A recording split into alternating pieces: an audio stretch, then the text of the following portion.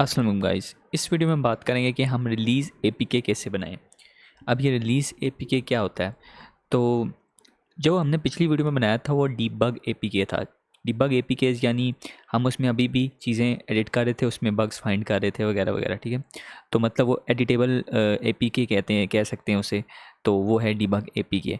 वो हमने बेसिकली जब प्ले स्टोर पे रिलीज़ करना होता है ना कोई भी एंड्रॉयड ऐप, तो हम यूज़ करते हैं रिलीज़ एपीके। वो डीबग एपीके हम यूज़ नहीं कर सकते क्योंकि वो बेसिकली डेवलपमेंट लेवल होता है। तो प्रोडक्शन लेवल पे हमें हमेशा रिलीज़ एपीके यूज़ करना होता है, जिसके अंदर हम की स्टोर करके रखते हैं।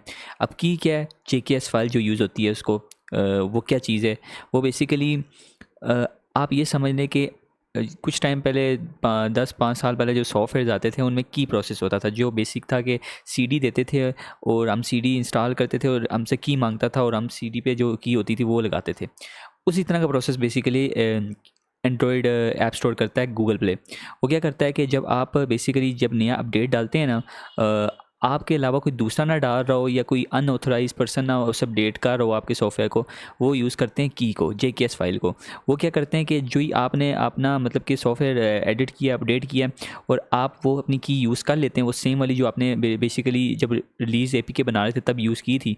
तो वो बेसिकली फिर वो क्या करता है, वो वेरीफाई कर देता है कि आप इसको अब अपडेट कर सकते हैं गूगल प्ले स्टोर पे। अगर वो मैच ना करे कि जेकेएस फाइल जिसे कहते हैं हम, वो मैच ना करे, तो बेसिकली आपको गूगल प्ले स्टोर अपडेट करने से अनऑथराइज कर देता है, मना कर देता है, ठीक है। आप उसमें अपडेट नहीं कर सकते अनलेस आपकी की मैच करे आपकी मेन की से।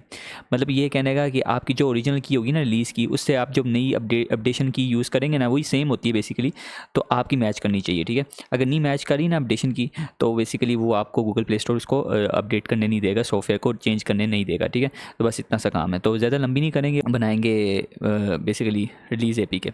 तो सबसे पहले हमने क्या करना है, यहाँ पे लिखना है जनरेट साइंड बंडल एपीके, ठीक है। इसमें हमने जाना है एपीके पे, ठीक है। तो यहाँ पे नेक्स्ट पे क्लिक करना है।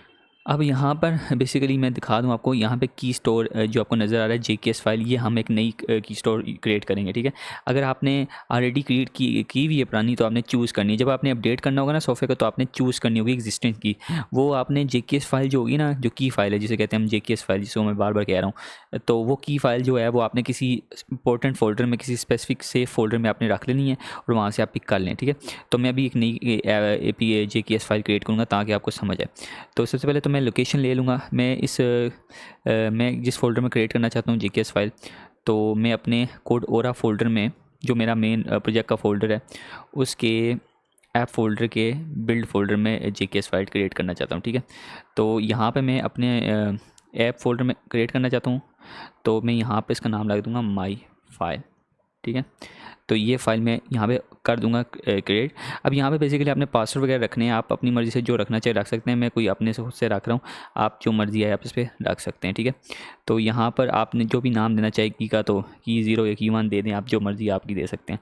यहाँ पर मैं वापस वही सेम पासवर्ड यूज़ कर लेता हूँ, आप चेंज भी कर सकते हैं, इसमें कोई प्रॉब्लम नहीं। ये बेसिकली आपका वेरिफिकेशन पासवर्ड होगा। जब आप बेसिकली आप सेम की यूज़ करेंगे ना, जेकेएस फाइल जिसे कहते हैं हम, वो उसके अंदर ऑलरेडी ये पासवर्ड स्टोर होंगे। तो जब आप दूसरी बार आएंगे ना अपडेट करने के लिए सॉफ्टवेयर को, तो आपने बस चूज़ करना होगा अपनी एग्जिस्टिंग जेकेएस फाइल को, और वो ऑटोमेटिकली पासवर्ड उसके साथ बिल्ड कर देगा, ठीक है, उसके साथ इंटीग्रेट कर देगा। तो मैं अपना जो है ABC कर लेता हूँ। मैं अपना अभी फुल डिटेल नहीं देना चाहता, मैं बस इसको बस पास आउट करना चाहता हूँ, ठीक है। तो मैं दे देता हूँ ये, ठीक है। अब मैं इस पर क्लिक कर दूँगा ओके पे। ओके पे क्लिक करने के बाद मैं यहाँ पर रिमेंबर माई पासवर्ड कर दूँगा, क्योंकि मुझे अक्सर भूल जाते हैं पासवर्ड, और मैं नेक्स्ट पे क्लिक कर दूँगा। अब यहाँ पे मैंने आपको बताया कि डिबग एपीके क्या होती है, जिसमें हम बेसिकली अभी भी सॉफ्टवेयर अपडेट कर रहे होते हैं, सॉफ्टवेयर में चेंजेस ला रहे होते हैं, सॉफ्टवेयर के अंदर एडिट कर रहे होते हैं, उसमें बग्स फाइंड कर रहे होते हैं, ठीक है। वो डिबग फाइल होती है।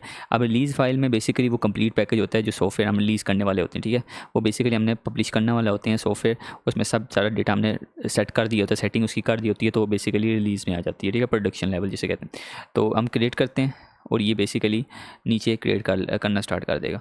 तो ये तो जब तक क्रिएट करते हैं हम थोड़ा वेट करते हैं, और जब ये करेगा तो मैं आप वापस आके आपको आगे बताता हूँ। अब देख लें यहाँ पे हमारे पास वो बेसिकली फ़ोल्डर है जो बेसिकली हमारे पास बिल्ड फाइल है वो आ चुकी है। अब हम इस पर क्लिक करेंगे लोकेट पर और हम उस फाइल पर जाएंगे। वो बेसिकली हमारे सामने एज अ रिलीज़ फ़ोल्डर के नाम से आएगी फ़ाइल, ठीक है।